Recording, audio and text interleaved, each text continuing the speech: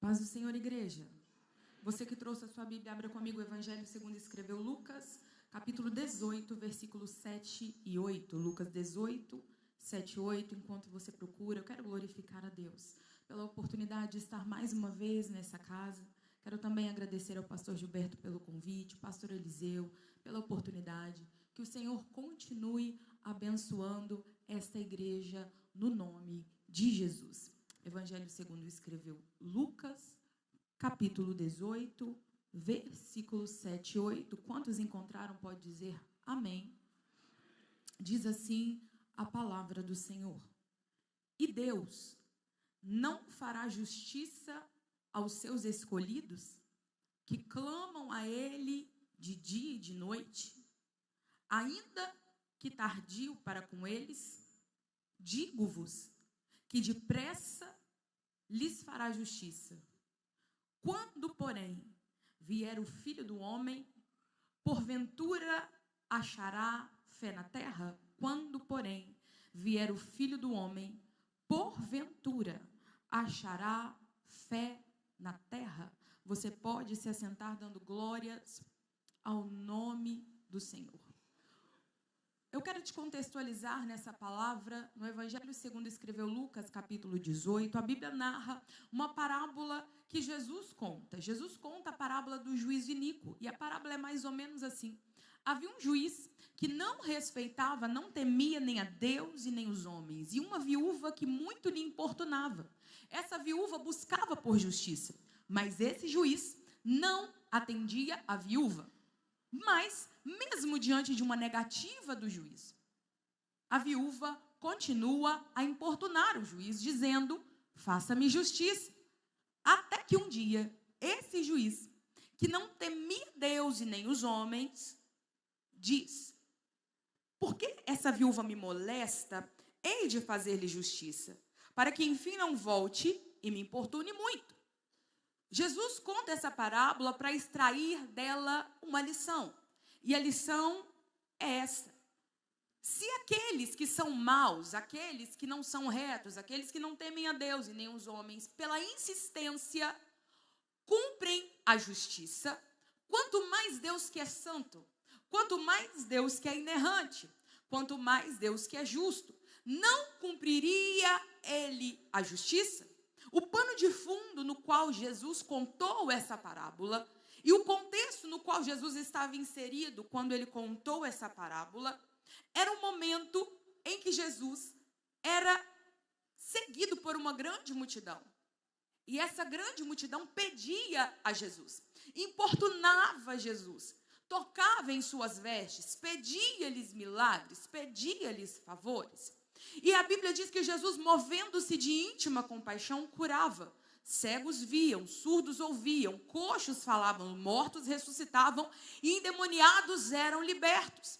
Mas Jesus, que também é Deus, ele começa a dizer, a minha maior preocupação, enquanto eu estou aqui, eu posso curar, eu posso ressuscitar, eu posso abrir portas, eu posso fazer com que leprosos sejam limpos, mas a minha principal função, a minha principal aguarde, o meu principal objetivo não é este. O meu principal motivo é fazer justiça.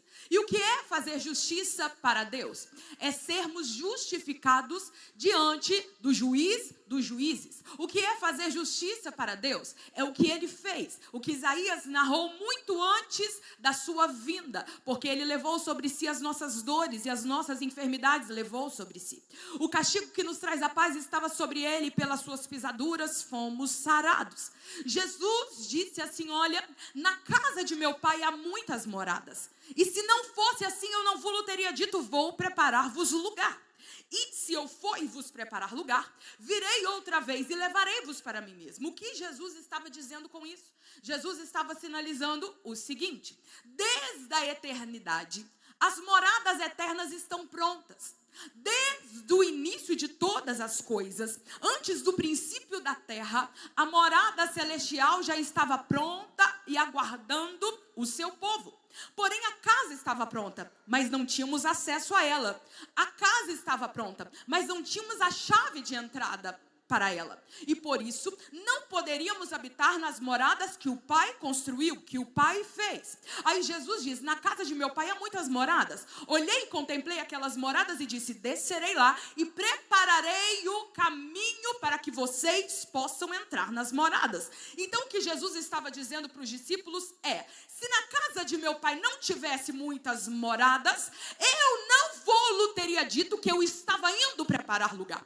Como é que Jesus prepara lugar para o crente? Não é como arquiteto, não é como construtor civil, não é como quem abre um espaço físico. Jesus prepara lugar para o crente, dizendo, no mundo tereis aflições, mas tem de bom ânimo, eu venci o mundo. Jesus prepara o lugar para o crente, dizendo, eu estou à destra do meu Pai e intercedendo por vocês, pelo que a Bíblia diz, portanto só há um mediador entre Deus e os homens, Jesus Cristo, homem. Então Jesus está preparando o lugar. Jesus está preparando o lugar como uma ponte. Jesus está preparando o lugar como nosso Redentor. Jesus está preparando o lugar como aquele que diz, espera, aguenta mais um pouquinho, porque eu estou convosco todos os dias, até a consumação dos séculos. Então o principal interesse de Deus é fazer justiça a nós. E nós estamos envoltos em névoas de trevas, porque a Bíblia diz que o mundo jaz no maligno. E há dias que nós acordamos e o que nós olhamos em volta não condiz com a nossa esperança. Há dias que estamos tão cansados de viver, tão cansados de esperar, tão cansados de batalhar que amornamos a fé, relaxamos na oração, nós afrouxamos o passo e dizemos, está demorando para que Jesus volte, está demorando para que Jesus nos resgate, Deus seja feita. Olhamos para a Bíblia, a promessa está feita, olhamos para os noticiários, é reino contra reino, nação contra nação, pai contra filho, filho contra pai, é mãe colocando o bebê no saco de lixo e nós dizemos, será que vale a pena? Oramos, jejuamos, esperamos e o mundo vai de mal a pior, mas Jesus pela sua onisciência sabia disso e ele escreve e conta essa parábola para os discípulos para alertá-los. É na insistência, é na persistência que o reino dos céus é tomado à força, é na insistência, é na persistência que você vai permanecer até o fim, é na insistência, na persistência que você não vai perder a tua coroa, é na insistência, é na persistência que o Espírito Santo vai te erguer a cada dia para que você dê mais um passo em direção à eternidade. Eu estou pregando para gente que está cansada, eu estou pregando para gente que está desacreditada, eu estou pregando para gente que está dizendo, Jesus, quem dera o Senhor voltasse hoje, porque eu não sei aonde vamos parar nessa terra. Jesus, eu não sei o que vai ser dos meus filhos. Jesus, eu não sei o que vai ser de mim, porque eu não estou aguentando mais caminhar contigo. Está difícil, está pesado, não sinto a tua presença, não sinto o teu Espírito, mas Jesus está profetizando aos discípulos, quem sabe, porque enquanto eu ando aqui na terra, multidões atrás de mim pedindo, mestre me cura, mestre tem misericórdia de mim, mestre ressuscita minha filha moribunda, mestre se eu tocar na orla dos seus vestidos, que se estanque a hemorragia, mas ele quer que a igreja não peça tantos milagres, mas peça a presença para conseguir permanecer até o fim. Salmos 89:14 diz que a retidão e a justiça são a base do trono de Deus. A retidão e a justiça são os sustentáculos do seu trono, são os alicerces do seu trono.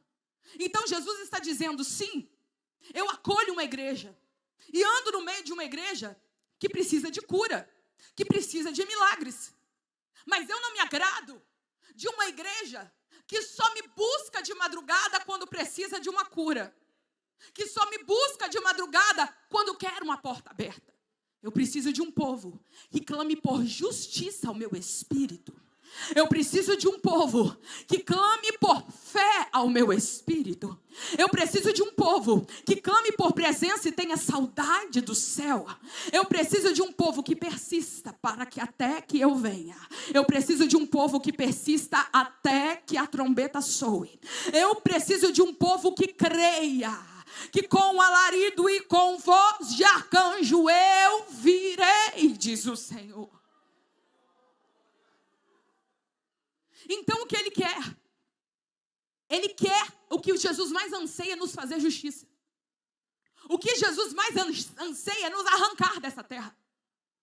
E é por isso que nós não vamos ir. Nós vamos ser arrancados daqui. Porque num casamento comum, o noivo, ele pode voltar atrás e dizer: eu não quero mais a noiva. Mas passarão os céus e a terra. Mas as palavras dele não passarão. No casamento comum, o noivo pode morrer. E por essa causa, o casamento, antes de acontecer, é anulado. O nosso morreu. Mas o terceiro dia, ele ressuscitou. Num casamento comum, ele pode ser anulado por questões judiciais. Mas a Bíblia diz: não interessa o que o governo atente, ou o decreto que o governo assine, as portas do inferno não prevalecerão contra a igreja do Senhor. A noiva também pode voltar atrás. E é por isso que o clamor do Espírito Santo nos últimos dias para nós é: creia. Porque quando o Filho do Homem vier, ele vai arrancar. A noiva não caminhará em direção a ele. Ele arrancará a noiva daqui. A noiva não irá com os próprios passos em direção a ele. O Espírito de Deus arrancará e tomará força, noiva dessa terra. Quem é que ele tomará força? Aquele que ainda tem o coração transbordando em fé. E a preocupação de Jesus é: me buscam quando precisam de mim, mas o meu maior anseio é fazer justiça com a minha igreja. O maior anseio é fazer justiça para com a minha igreja. Meu maior anseio é arrancar a minha igreja daqui. Mas quando eu retornar a essa terra, porventura, eu acharei fé? Porventura, acharei milagres nas casas? Porventura, as crianças falarão em línguas estranhas? Porventura, os velhos ainda terão sonhos? Porventura, os pastores ainda terão referência como autoridade o meu espírito? Porventura, os nossos jovens serão santificados? Porventura, a igreja do Senhor está ataviada, santa e imaculada? Porventura, há discernimento de espíritos nas igrejas? Quando voltar o Filho do Homem, porventura ainda achará fé na terra? Quando vier o Filho do Homem, nós ainda estaremos adorando numa adoração voluntária de espírito e verdade? Pode ser hoje, pode ser agora, pode ser num abrir e num piscar de olhos, porque Paulo adverte e Paulo diz e confirma: porque ao soar da última trombeta, porque a trombeta soará. Você querendo ou não, a trombeta soará. E a preocupação do Espírito Santo é: tem fé na terra? Tem fé na terra? Você está vivendo uma vida morna ou uma vida transbordante do Espírito de Deus? Você está cumprindo o ritual na igreja ou está vindo aqui porque é cheio do Espírito? O anseio do Espírito Santo é nos tirar daqui. O anseio do noivo é ter um encontro com a noiva, mas o noivo se preocupa: acharei fé? A minha noiva está adornada de fé? Como estamos? Cansados? Fadigados? Desistentes? Somos desertores do exército? Estou pregando para gente que Jesus chamou para ser coluna. Eu estou pregando para gente que Jesus chamou para ser esteio da verdade no meio da igreja. Eu estou pregando para gente que Jesus não chamou como espírito de covardia, mas espírito de poder. Eu estou pregando para gente que Jesus está dizendo: eu estou dando cajado de autoridade. Volta para o padrão da palavra. Porque o Filho do Homem está às portas. Ele está às portas. Mas tem dia que o cansaço é demais. A decepção é muito grande. Estamos sendo engolidos por muitas coisas.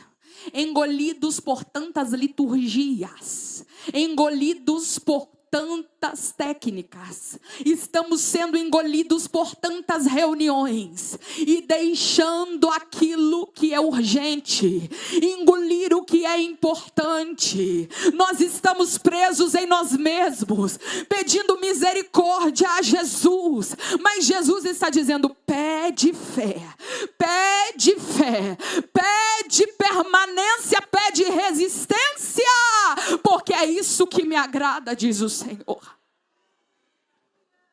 Da linda pátria estou, bem longe, cansado estou. Eu tenho de Jesus saudades, ó.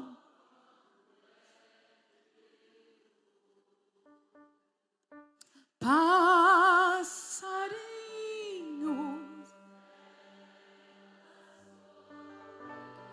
querem me encantar, são vãos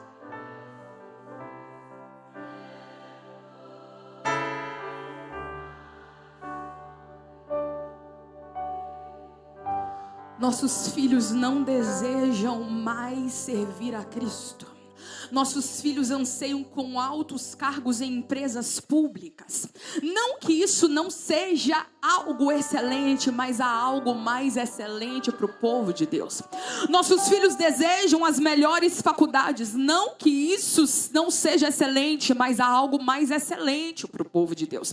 Nossos filhos não veem mais a igreja, as missões e o templo como algo que os chama atenção e os fazem chorar se derramando na presença de Deus. Os nossos filhos pensam na terra, mas não conseguem mais pensar no céu. E assim a igreja tem perdido a fé. Assim a igreja tem perdido o ponto de referência. O dia que nós nos esquecermos para onde nós estamos indo, que não haja mais palavra em nossas bocas, cânticos nos nossos lábios, que haja somente um gemido, pedindo ao Senhor, como pediu Davi: não me lances fora da tua presença e não retires de mim o teu Espírito Santo. Ó Deus, torna a dar-me a alegria da minha salvação. Perdemos a alegria da salvação, perdemos a expectativa no céu, porque estamos embaraçados com negócios da terra, técnicas da terra. É muito lindo, temos acesso a tanta coisa, há tanta tecnologia, há tantos métodos, mas o Espírito de Deus está gritando. Eu tenho achado igrejas grandes, lindas, eu tenho achado obreiros novos, valentes, mas tenho achado pergunta o Senhor, homens cheios do meu Espírito? Tenho achado uma igreja que geme pela minha vinda? Antes de qualquer reunião, me buscaram no quarto, diz o Senhor. Antes de qualquer coisa, buscaram a minha face, diz o Senhor, porque Ele é o cabeça do corpo da igreja, para quem tudo tem a preeminência. Ele é dele, somos dele, e Ele procura como olhos como chamas de fogo. A quem arrancarei dessa terra? A quem levarei para mim?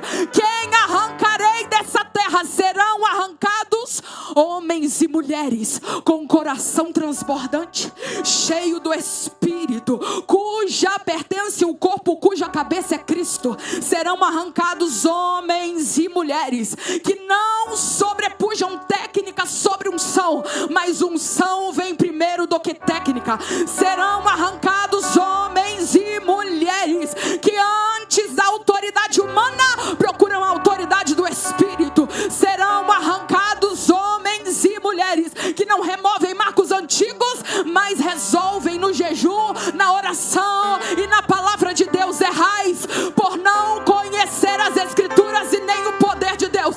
Mas nessa noite o Espírito Santo está nos chamando, igreja de Caratinga. Retorno. Quando o Filho do Homem vier, será que achará fé na terra? Teologia não substitui a graça. Teologia não substitui unção. Igreja não segura templo, não segura igreja, é a igreja que segura templo. Mas o Espírito de Deus está dizendo: eu procuro fé. E o que é fé? A fé é o firme fundamento das coisas que se esperam, e a prova das coisas que se não vê. Fé é o firme fundamento. A fé é o firme alicerce. A fé é a firme base. E o Espírito de Deus está perguntando: existe fé? Existem alguns tipos de fé, mas as principais são, primeiro, aquela fé que você crê. Isso não é vantagem, porque Jesus disse: grande coisa, vocês acreditarem em quem eu sou e que eu sou Deus, porque os demônios também acreditam e tremem. Mas existe uma outra fé que é dom de Deus. É a fé que salva o homem. É a fé que te faz acordar de manhã e dizer: irei eu para a linda cidade, Jesus me dará um lugar, com crentes de todas as idades. A Deus hei de sempre louvar, do céu tenho muita saudade, das glórias. Oh, que gozo vou ter quando eu ver.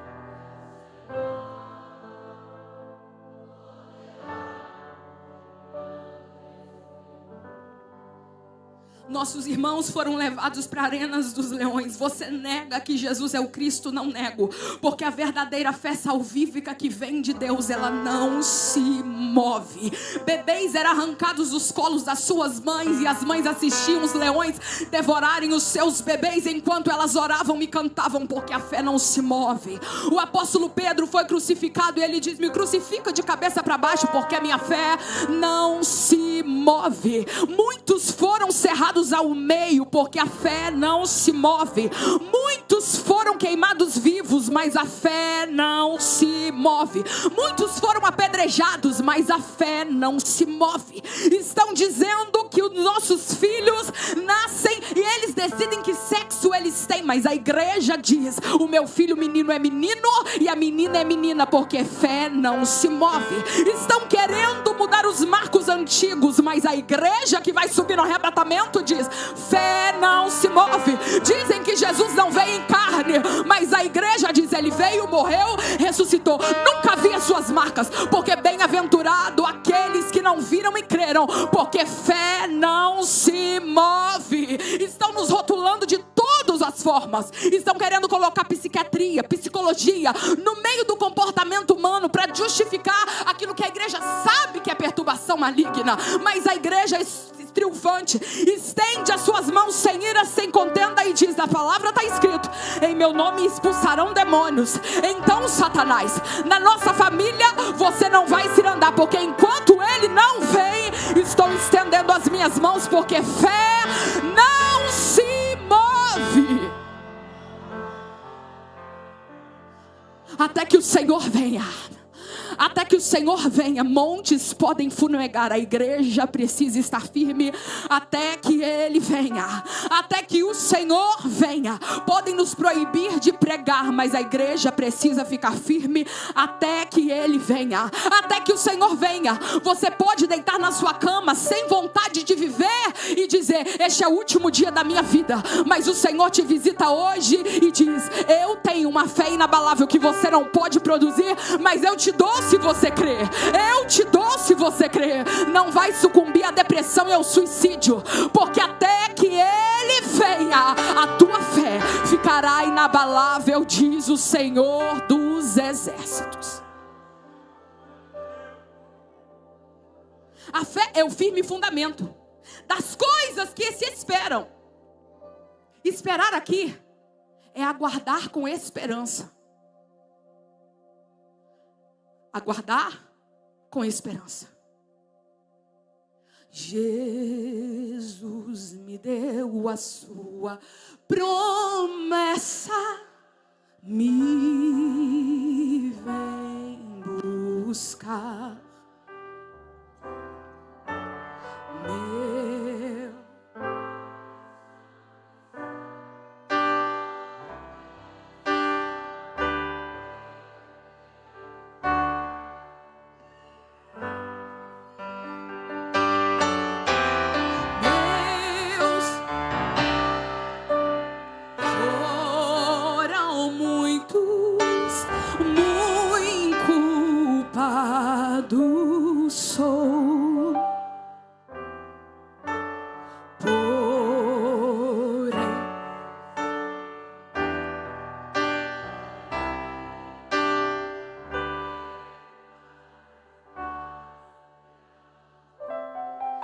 Então a fé é o firme fundamento das coisas que se esperam. E a prova das coisas que se não vê. O que é prova? Prova é evidência. Prova é evidência. Então quem espera, não espera morto, não espera morno, não espera frio, não espera atônito. Quem espera, espera com sinais evidentes de quem espera. Se você passar num ponto de ônibus e alguém estiver com uma mala, um relógio e olhando, você vai distinguir, aquela pessoa está esperando uma condução. E a igreja? A igreja espera. Mas se a igreja tem fé, e a fé é a prova das coisas que não se veem, essa fé precisa ser externada. E a Bíblia diz, esses sinais seguirão os que crerem. Em meu nome expulsarão demônios. Em meu nome falarão novas línguas. Pegarão nas serpentes. Se beberem alguma coisa mortífera, não lhes farão dano algum. Porão as mãos sobre os enfermos e os curarão. Está difícil. Estamos cansados. Mas o retorno que o Espírito Santo nos pede, para que ele ache fé na terra quando ele voltar, é aquela prática antiga de entrar para dentro do quarto sem comida nem bebida, trancar a porta e começar a gemer. É aquela prática antiga de abrir a Bíblia e mesmo que você não entenda o que as cartas paulinas dizem, você vai para o livro dos Salmos e lê: o Senhor é o meu pastor e nada me faltará. É aquela prática antiga de ter as vestes limpas e lavadas no sangue do Cordeiro. Porque bem-aventurados aqueles que lavam as suas vestes no sangue do Cordeiro. É andar na rua e escutar o Espírito Santo falando com você. É entrar num quarto escuro e sentir a presença de Deus que dissipa todo medo. É deitar em paz e em paz me deito e logo pego no sono, porque só tu, Senhor, me faz repousar em segurança. É ser abatido por fora, mas renovado por dentro, porque ainda que o homem exterior se corrompa, o interior se renova a cada dia. É passar por provas e tribulações, mas olhar para o Espírito Santo e dizer: foi bom me ter sido afligido, para que eu aprendesse os teus estatutos. O retorno é simples. O retorno é o retorno que todos conhecem, mas poucos fazem. O retorno é voltar para a palavra. Há quanto tempo você não fala em línguas estranhas? E quem fala em línguas estranhas não fala em profecia, porque a Bíblia diz que as línguas estranhas são para os infiéis, mas a palavra profética são para os fiéis. Há quanto tempo você não vê Jesus falando algo com você em sonhos ou em visões? Há quanto tempo você não vê uma cura no meio da igreja? Deixa eu te falar uma coisa: o Filho do Homem está às portas, e o problema não é litúrgico, o problema não é o culto que acontece aqui, o problema é o culto que não acontece nos quartos escuros, o problema é o culto que não acontece na beirada da pia, o problema é o culto que não acontece antes do raiar do dia. O Espírito Santo está dizendo: eu quero visitar o coração da minha igreja, inflamar o coração da minha igreja, porque eu estou às portas procurando fé na terra. Reclamamos os cultos, mas a nossa vida em casa é vazia. Reclamamos dos cultos, mas não nos deixamos ser usados por Ele no meio da rua. Reclamamos dos cultos, mas não há uma língua de adoração dentro das nossas casas. Só tem Netflix, YouTube, Netflix. O Espírito Santo está dizendo: eu estou chegando. Acharei fé, acharei fé. Lamparinas apagadas precisam ser acesas com urgência. Lamparinas apagadas precisam se encher de óleo com urgência. Lamparinas precisam ser acesas, porque há um grito do Espírito: aí vem o esposo. Lamparinas apagadas. Em novembro do ano passado, Deus me pediu 30 dias de jejum. E o Espírito Santo diz assim para mim: não sai de casa, não vá a shoppings, não se assente à mesa de ninguém, não vá a casamentos, é 30 dias, eu e você. Pensei comigo, Espírito de Deus, vai ser muito bom, porque eu vou começar a orar, e eu estava orando, Jesus batizando com o Espírito Santo. Jesus batizou a minha filha de 10 anos com o Espírito Santo. Eu falei, se eu já estou sendo usada assim, imagina depois de 30 dias de jejum. Comecei a jejuar. Irmãos, pensa num jejum difícil. Eu não sentia nada. Eu não sentia o fogo do Espírito. Eu não falava em línguas. Foram 30 dias. Contando no relógio, para o jejum acabar, para eu poder comer e poder fazer minhas coisas. E o Espírito Santo só dizia, joelhos, te quero em silêncio na minha presença. No final dos 30 dias, dia 30 de novembro, nós chamamos assim, a nossa pastora foi orar conosco, e só do título, né, Assembleia de Deus não tem pastora, e Deus tomou a sala da minha casa, e pela primeira vez eu falei, amém, Jesus, o Senhor podia ter me visitado antes. Não senti nada, mas hoje foi uma benção. Naquele dia, eu fui tomada de uma angústia muito grande no meu coração. E eu chorava compulsivamente. Chorei dia 1º de dezembro, dia 2, dia 3. A ponto do meu esposo entrar no quarto e dizer, você está em depressão. Você precisa consultar um médico porque você só chora. E eu falava, Deus, o Senhor vai me levar? Será que o Senhor pediu 30 dias para mim de jejum? Para que o Senhor me levasse, para que o Senhor me preparasse e me levasse? Mas o sentimento que eu sentia não era medo. Eu procurava dentro de mim uma palavra que pudesse falar, expressar o que eu sentia. Não era medo, não era angústia, não era tristeza. Era um sentimento que eu nunca havia sentido. Passaram-se dia 4, dia 5. Dia 6 eu fui pregar numa cidade vizinha a Ribeirão Preto. Cidade de Luiz Antônio. Cheguei, eu mal abri a minha boca e o Espírito Santo manifestou um quebrantamento muito grande na igreja. Eu olhei e disse, resultado de oração, pois bem. Mas a minha vontade na hora de acabar o culto era chorar muito. Muito. Eu fui tomada de um pranto incontrolável. No final do culto, fomos para a casa do pastor. De um outro pastor. E esse pastor não estava presente no culto. E quando entramos, mas a nossa família, aquele pastor foi tomado pelo Espírito de Deus. Ele começou a falar em línguas estranhas e disse assim para mim. Desde o momento que você entrou aqui, eu senti uma presença de Deus muito forte. Mas deixa eu voltar um dia anterior. No dia anterior eu estava de joelho e Deus me deu uma visão. Deus me deu uma visão da igreja de uma grande multidão. E na frente dessa igreja havia muitos homens de terno e gravata com uma lamparina na mão direita. Lamparina como se fosse aquelas lâmpadas do Aladim, lamparina dos tempos antigos. E aquela multidão se perdia de vista, se perdia de vista, se perdia de vista. E eu perguntava, Senhor, o que é isso? Deus dizia, olha para a mão direita da minha igreja. Todos eles estão segurando um objeto e é uma lamparina. Mas todas as lamparinas estavam apagadas.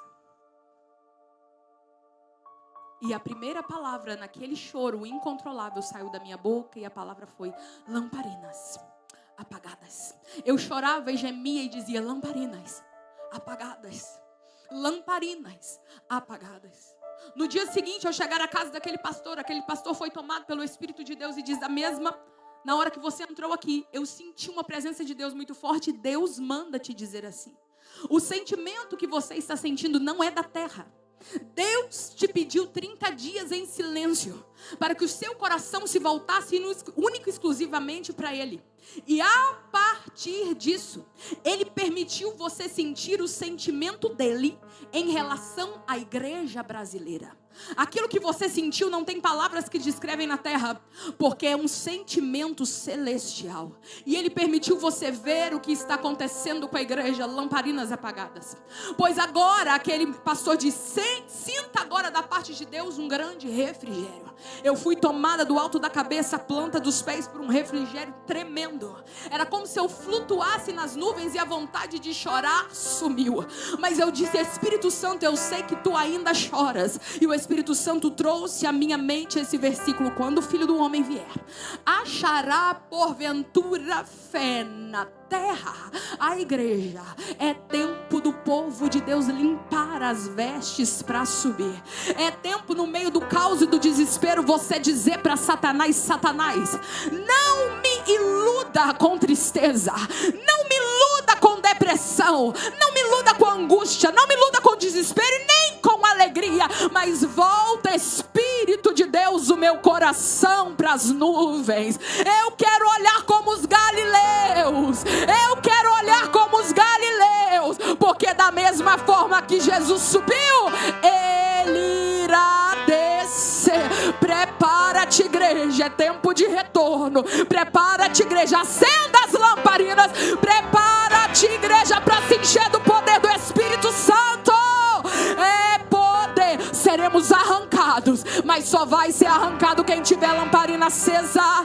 Seremos arrancados, mas só será arrancado quem voltar para os princípios da fé. Seremos arrancados, mas Deus quer limpeza, Deus quer compromisso, Deus quer autoridade para quem crê.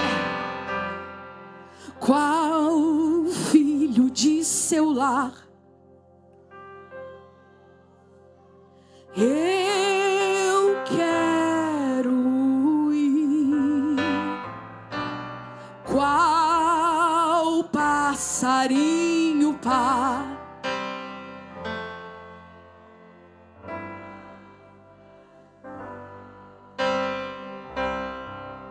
A justiça dele vem. Cante, igreja. Sua vinda é certa. Quando? Eu não sei. Mas a ordem do Espírito de Deus para nós é: mas Ele manda estar.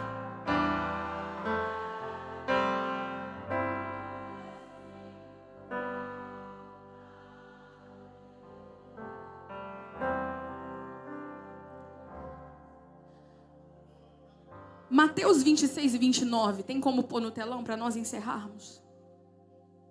Mateus 26 e 29. Há um que aguarda ansiosamente esse reencontro. E digo-vos que desde agora não beberei deste fruto da vide, até aquele dia em que eu beba convosco no reino do meu Pai. Na última ceia, ele estava pronto para ser vituperado. Na última ceia, estava pronto a suar gotas de sangue. Na última ceia, ele estava pronto a ser abandonado. Na última ceia, estava pronto a ser traído. Na última ceia, estava pronto a ser negado. Na última ceia, estava pronto para entrar no deserto frio do Getsemane. Mas na primeira ceia,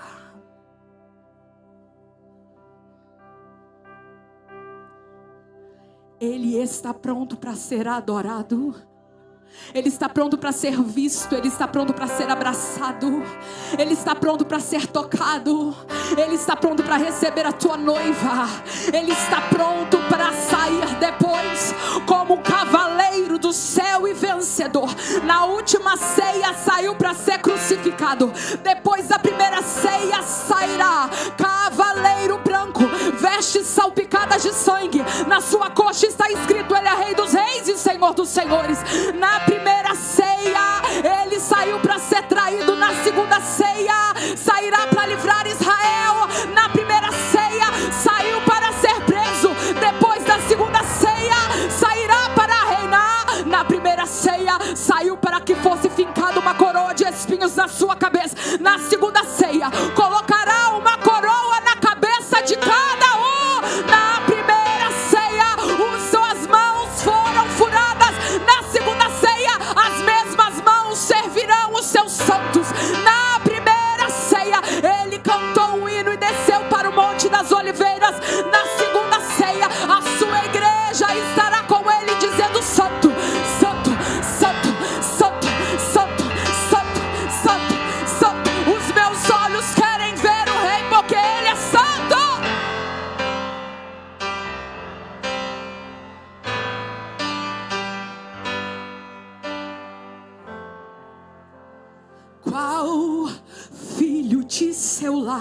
saudoso eu quero ir, qual passarinho para os braços seus fugir. Deus abençoe essa igreja em nome de Jesus.